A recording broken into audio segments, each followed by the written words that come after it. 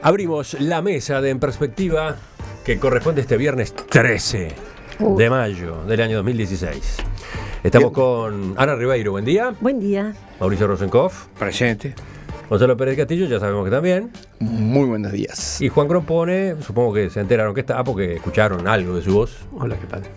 Más fuerte, Juan. Hola, ¿qué tal? Ahora sí. Está de perfil. Vino bajo. apagado, Juan.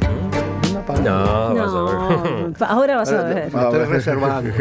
Ahora vas a ver. Vamos a un primer tema. El martes de esta semana se llevó a cabo una nueva reunión entre el Poder Ejecutivo y los partidos con representación parlamentaria en busca de una política de Estado sobre seguridad pública. A la salida se anunció el acuerdo en torno a 3 proyectos de ley.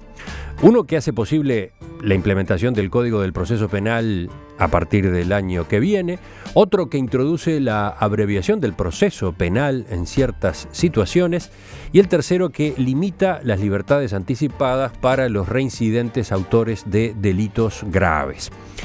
Algunos de los delegados quedaron satisfechos con los anuncios, por ejemplo, el representante del Partido de la Concertación, Edgardo Novick, que dijo que los acuerdos muestran que Uruguay es un ejemplo en la región.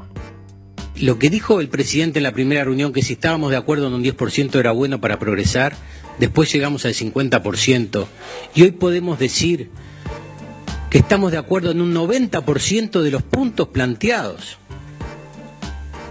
Quiere decir que la política de Estado para mejorar la seguridad de los ciudadanos no es un tema de derecha ni de izquierda.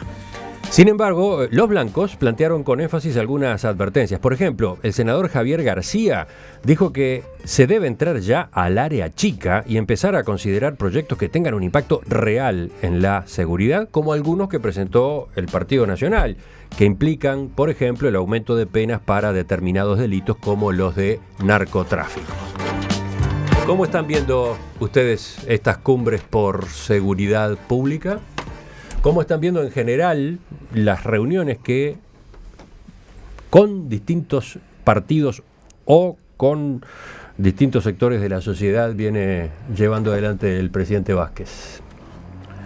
Bueno, pienso que a veces tenemos una capacidad dentro de este país que no somos conscientes de su existencia. Si nosotros miráramos lo que se está dando en el entorno del país, lo que ha sido y lo que sigue siendo las fricciones políticas en la Argentina, todo esto que se está viviendo en Brasil, deberíamos sentirnos de alguna manera contentos, orgullosos de la clase política que tenemos en el Uruguay, ¿no? Que Tabaré haya convocado primero a los presidentes con motivo de la perspectiva, los expresidentes, que todos hayan ido con muchas ganas y con buen espíritu y colocando el país por encima de todas las divergencias que naturalmente se dan y se van a seguir dando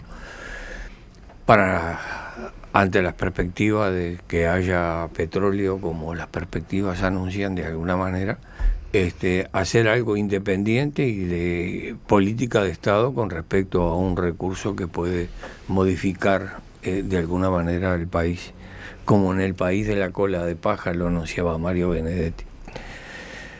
Y bueno, se comentó en aquel momento que, bueno, y los partidos, ahora están los partidos, se convocan los partidos que tienen diferencias, que tienen dificultades, que están, que van, que no van. El hecho es de que están desarrollando en un par de temas políticas de Estado que son discutidas, que tienen acuerdos, que tienen desacuerdos y que van a tener cosas pendientes. Y bueno, yo creo que ese es un hecho que tiene la marca de Uruguay en el orillo, lo del desarrollar políticas de Estado. ¿Ha cambiado el ambiente, ha cambiado el clima con estas iniciativas? Gonzalo, ¿tú cómo lo ves? Bueno, yo creo que esto es tremendamente positivo. No es la primera vez que se intenta.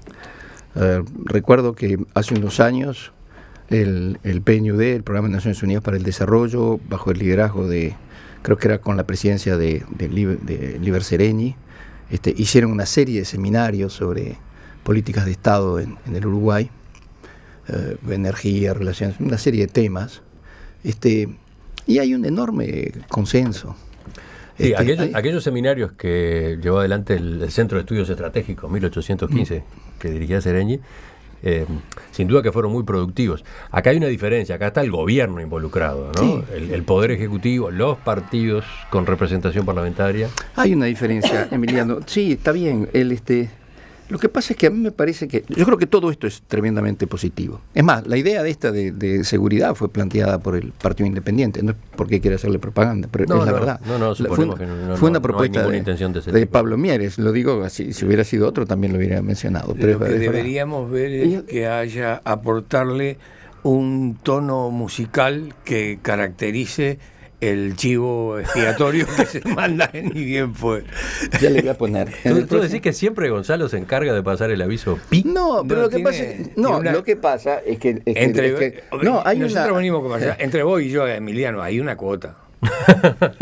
No, es que la cuota del PI no la cumple nadie, porque las iniciativas que toma el PI no las reconoce nadie. Entonces yo me siento, que no estoy acá en representación del PI, pero me siento que, en honor a la verdad, hay muchas iniciativas que toma el PI que después aparecen siendo iniciativas, como dijiste vos recién, de Tabaré Vázquez. No fue. La iniciativa fue Pablo Mieres, tiró el guante y Tabaré Vázquez inteligentemente lo recogió. Pero así fue como fue. Hay una P y un DP. Sí. Antes de Pablo y después de Pablo. Sí, después de Pablo está la comisión que se formó. Pero es un hecho. La propuesta verdad, la formuló ¿no ves? Pablo Mieres. Mira el tipo de reacciones que tenemos cuando alguien pretende poner las cosas en su lugar. Oíme, estoy a punto de comulgar. No se te nota el entusiasmo. Pero oíme, seguimos. No, tengo mucho más para eso. Cada vez que antes de que hables digo amén. Ana. Yo confieso que estoy bastante dubitativa y no sé muy bien cómo sentirme, porque de a ratos siento lo mismo que el ruso, que lo expresó muy bien. Es algo que forma parte de la uruguayidad, si se me permite el invento de la palabra, aunque la usamos con frecuencia, el sentirnos orgullosos de esa capacidad política de negociación que el país tiene y que han demostrado siempre a lo largo de la historia sus partidos, y que siempre contamos en las clases los profesores de historia, los alumnos, aquella anécdota cuando Luis Valle le dijo a fulano, mengano, esa gente que parecía que eran enemigos pero que demostraban tener la capacidad, café de por medio en algún rincón discreto, hacer los acuerdos que el país necesitaba. Y de a ratos tengo la sensación de caramba, qué ratón raquítico parió la montaña, porque cuando tenemos los problemas de seguridad que tenemos, el gran acuerdo, en un momento en el que además todos sabemos que el presidente Vázquez tiene cierta fragilidad política que nace, lo dijo ayer García en la entrevista que tú lo hiciste con mucha claridad, que nace de no poder controlar tal como lo había hecho antes a su propia bancada. Entonces me puse a repasar qué es lo que un país requiere cuando planifica políticas de Estado. Y yo creo que es un buen ejercicio que la ciudadanía debería hacer, pensar en voz alta qué cosas se requieren y saber cuán lejos o cuán cerca estamos de eso, ¿no? Más allá de que históricamente tengamos el antecedente optimista del cual Mauricio habla. ¿Cuáles son esas condiciones? A ver. Lo primero, una doctrina muy clara sobre el uso de la fuerza, porque si estamos hablando de políticas de seguridad, y ahí tenemos una falla enorme, hay una parte histórica del frente que por las rémoras de la dictadura se niega sistemáticamente a reprimir lo que sea, porque puede caer en el rol odioso que tuvieron antes las Fuerzas Armadas y el Estado policial. Y eso hay que resolverlo en algún momento con franqueza y de frente. Bueno, señor, si usted mató, volvió a matar, violó, volvió a violar, no debe ser tan grave decir que quede adentro porque cuando sale está mal, ¿no? No le doy un voto de confianza. ¿Qué otras condiciones? A ver. Otras condiciones. Tiene que haber un espacio para la autoridad y todos sabemos que el principio de autoridad ha sido largamente erosionado y eso empieza en los sistemas educativos. Eso también hay que corregirlo. Hemos confundido campechanía con jerarquización de la buena, jerarquía desde el saber, jerarquía desde la autoridad moral. Esas cosas hay que reponerlas y esta sociedad tiene que hacerlo. Luego, la institucionalidad tiene que haber un mando político muy coherente y sin fisura en el momento de decir, vamos a tomar como sociedad esta resolución frente a una delincuencia y un problema de inestabilidad e inseguridad que nos está acercando a todos y a todos los grupos sociales. Eso se precisa una mano muy dura, que requiere un sistema político que funcione muy bien. Y parece que las principales dificultades están incluso dentro de la bancada, porque uno piensa y dice, pero mayoría absoluta tiene si quiere. Sendic reclamaba, usemos la mayoría. Y sin embargo, el problema está ahí. O sea que ahí hay un problema político a resolver. Y por último, bueno, la eficiencia policial, que es bastante obvia. Y la última, la percepción del delito. Y ahí como sociedad tenemos problemas, porque con los menores tenemos un problema. O los criminalizamos de todo, o porque son menores no queremos criminalizarlo y no nos ponemos de acuerdo en ese punto que a mí me parece muy básico. Y ahora sí, por último, las responsabilidades. Cuando digo las responsabilidades, digo las individuales que se educan, las colectivas que se educan y las estatales que tenemos una larga educación en ellas. Por lo tanto, para mí no puede haber nunca un sistema de seguridad que se discuta a nivel político y que tenga una eficiente política estatal si no se arregla el sistema educativo. Es desde el sistema educativo, con sumar policía y sumar, no arreglamos nada. Y sobre eso no hay luz verde. Y eso es lo que me preocupa. Sí, ese es un capítulo curioso, por no decir preocupante, que se esté avanzando, por lo visto, por lo menos al principio, sí, en este tema de la seguridad pública, y mientras tanto no haya algo parecido para la educación, ¿no? Juan. Parece tan elemental. Bueno, vamos a discrepar. Dale. A mí, por empezar, la política menuda, esta chiquitita, no me interesa. Yo creo que el Uruguay se ocupa de los problemitas chicos, como pueden ser estos, y no de los problemitas grandes, que son los que se resolverían los chicos. Y quiero recordar, por empezar, que hace 30 años que estamos en esto. Es decir, la concertación programática a la salida de la dictadura en 1984 reunió a todos los partidos, hizo grandes comisiones, hizo grandes acuerdos programáticos, y no pasó nada. La CONAPRO, Concertación Nacional Programática. Y eso desapareció. Después hubo muchas, y sin ir más lejos, en esta mesa o en la tertulia anterior, hace 4 o 5 años, precisamente se planteó el tema del acuerdo programático con los partidos sobre la educación. No sé si se acuerdan de eso, hace 4 o 5 años. Un acuerdo fantástico en que la única voz discrepante en la mesa era la mía, que diciendo no creo nada, no creo que va a pasar nada. Lamentablemente tenía razón, no pasó nada. Y con este acuerdo, el acuerdo se limita a la libertad, a cosas absolutamente obvias, como por ejemplo que el reincidente no puede tener libertad por la mitad de la pena. Son cosas totalmente obvias que parecen, simplemente hay un perogrullo que se olvidó de escribir el Código Civil correctamente o el Código Penal correctamente, nada más. Pero son los primeros acuerdos, Juan. Pero son ¿por qué no le das un poco más de crédito al diálogo? Son la tapa del libro. Tendría que haber acuerdos en serio. Yo creo que no digo que en esto que el Uruguay no tenga políticas de Estado, tiene una política de Estado. Y esa política de Estado es la única que habría que revisar. Esa política de Estado es en continuar con la economía colonial. Es decir, el Uruguay, igual que muchos otros países de América Latina, y eso explica muchas cosas de lo que pasa en América Latina, por ejemplo, lo que pasa en Brasil, lo que pasa en Argentina, viven pensando en que son productores de materias primas. Viven pensando en la plata dulce. Usemos los recursos naturales que están por ahí, que entonces ahí vamos a estar bárbaros. Y el Uruguay está entrando nuevamente en ese mismo camino, es decir, no solo está buscando una nueva ola de plata dulce en ese petróleo que ojalá no encuentre. Bien, en definitiva, esa es la política que habría que discutir. El acuerdo programático es cambiemos la política de Estado que tiene 200 años y dejemos de ser exportadores de materias primas. Mientras no cambien eso, no va a cambiar nada. ¿Quién dijo que había venido con una voz chiquita y Gonzalo, como tímido? Que todavía Juan tiene cierta ingenuidad. Yo dije, no creo que esa sea la única política de Estado que tiene Uruguay.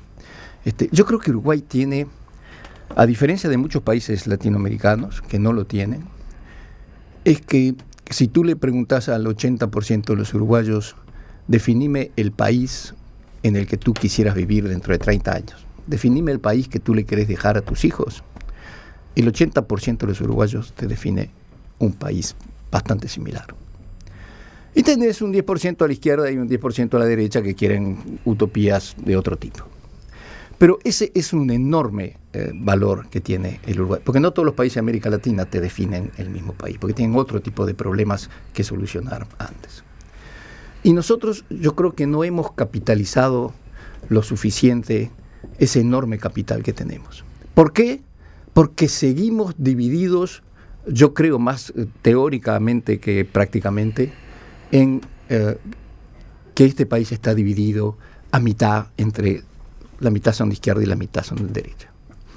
Y no es así. Es decir, puede ser que sea así, pero si son la mitad de izquierda y la mitad de derecha, el 40% de esa izquierda es una izquierda bastante moderada y el 40% de esa derecha también es bastante moderada. Y entre esas dos fuerzas se puede ir en un proceso dialéctico construyendo una sociedad que al mismo tiempo sea rica y sea eficiente en la producción y produzca bienes y servicios en forma competitiva con el mundo, y por otro lado garantizar que haya un mínimo de equidad donde toda esta riqueza que se produce a través del aparato productivo se distribuye en forma de que la gente tenga una equidad, que tenga oportunidades, por lo menos la gran mayoría de la gente tenga oportunidades de insertarse en esa sociedad. Es un viejo alegato de Gonzalo, ya lo hemos escuchado en un viejo otras alegato, mesas, en otras épocas. Es verdad, es verdad. Y vos sabés que cada vez que yo digo esto, la gente me dice, pero vos estás diciendo que no hay diferencia entre la izquierda y la derecha. Es absurdo, por supuesto que la hay. Pero esas diferencias tienen que entrar en forma positiva en un proceso que vayan llevando la sociedad hacia adelante. Lo más importante acá, y con esto termino, yo creo que nosotros tenemos que tratar, en todas estas, donde estamos definiendo políticas de Estado, tenemos que tratar de ponernos de acuerdo sobre el país objetivo que queremos. Yo creo que esa es una falta que tiene el Uruguay. Claro. Tenemos que decir, bueno, muy bien, señores, tanta izquierda y tanta derecha y tanta cosa y explotación y explotados y explotados. ¿Qué país queremos? Y si nos ponemos de acuerdo sobre eso antes, y creo que muchas de las cosas que dijo Anita entrarían, es decir, ¿qué relación tenemos que tener con las Fuerzas Armadas? Yo no creo que mucha gente te diría, podemos seguir 10 años más viviendo de espalda a las Fuerzas Armadas. No creo que mucha gente te lo diga, te diga, no, tenemos que tener una buena relación con las Fuerzas Armadas porque tiene su lugar en la sociedad. ¿Cuál es? Definámoslo. Y yo creo que eso es lo que nos está faltando, Emiliano. Yo creo que esta tertulia forma parte también de la política de Estado. Digamos, estos puntos hay un ámbito donde se pueden volcar y que es en la Casa de Gobierno y que pueden hacerlo todos los grupos políticos. Es el único aspecto que me interesa resaltar en esta tertulia. Entonces recuerdo un par de antecedentes. Cuando se da la huelga policial y Juan Andrés Ramírez es ministro del Interior y eso lo rebasa, va al Parlamento, convoca a las bancadas en una sala aparte y le plantea, esto no es un problema de un ministerio o de un gobierno, esto es un problema de todos. Y ahí establecen una política de Estado para salir adelante de esa desestabilización que viene. Cuando Wilson sale de la cárcel y asume Sanguinetti, lanza por encima de todo, de las diferencias, de los puntos de vista, etcétera, etcétera. Acá lo fundamental es una línea de gobernabilidad y ahí lanza la política de gobernabilidad. Es decir, imaginar que en este Brasil de hoy o en esta Argentina, no exactamente de hoy, pero de hace 6 meses, podía haber una convocatoria con ámbitos donde cada cual expone su punto de vista, porque las cuestiones programáticas que larga Ana, uno puede estar de acuerdo o desacuerdo, pero lo importante es que se crea un ámbito al más alto nivel donde lo que se plantea es curioso, pero esto que estoy diciendo está en la línea de la intervención que hace Novik, que no se refiere a lo que Stirling, que lo acompaña, o Barrera, que lo acompaña, y tienen diferencias sobre cuestiones puntuales, sino que se refiere globalmente a la posibilidad de que todas estas cosas, en vez de decirlo en una tribuna o en un comité o en un micrófono, se puede decir con el presidente presente, con el equipo de gobierno presente, y se exponen y se llega a un acuerdo. Me parece que es un punto de partida que nos estarían envidiando hoy muchos países vecinos. Sin duda. Sin duda, dice Gonzalo. Ana, ¿qué dice?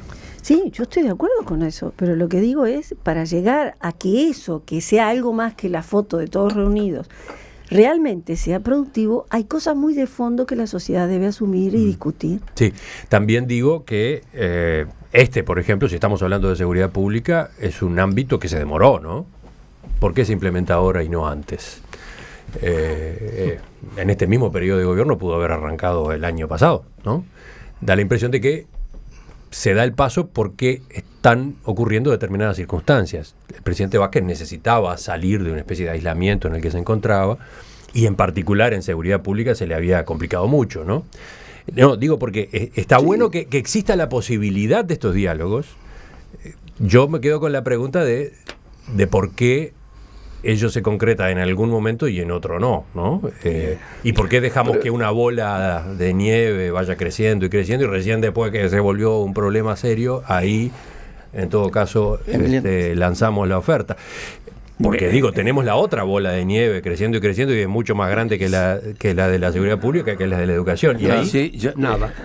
Yo no quiero salirme de lo expuesto, en el sentido de que, las cosas se hacen en el momento que se dan, y siempre queda la posibilidad de por qué no se hizo antes. Digamos, ¿por qué Nacional ayer no hizo el gol antes que Boca? Hubiera cambiado el panorama y la situación con que tenemos que ir con toda mucha una ilusión. ucronía.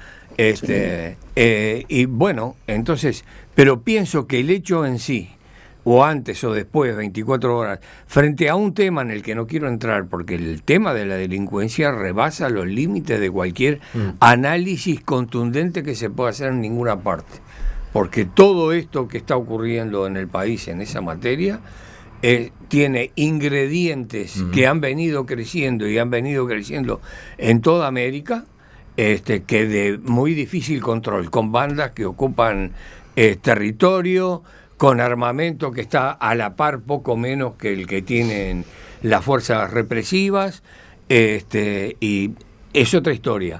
Pero lo bueno de todo esto, la única cosa que me importaba señalar, que en este país hay diálogo, ríspido a veces, chirriante algunas veces, contestatario otras veces, pero hay diálogo, y en el lugar más importante donde se pueden sentar juntos gobierno y oposición. ¿Cerrás tú, Juan?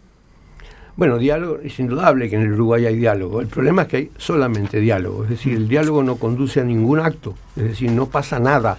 Y el tema de la seguridad es un tema grave porque es inmediato, pero el tema de la educación es mucho más grave porque se lo vamos a sufrir, se va a sufrir 30 años después, ¿no?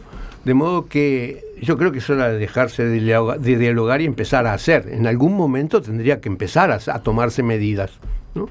De modo que hago votos para que se deje, sin dejar de dialogar, se empiece a hacer.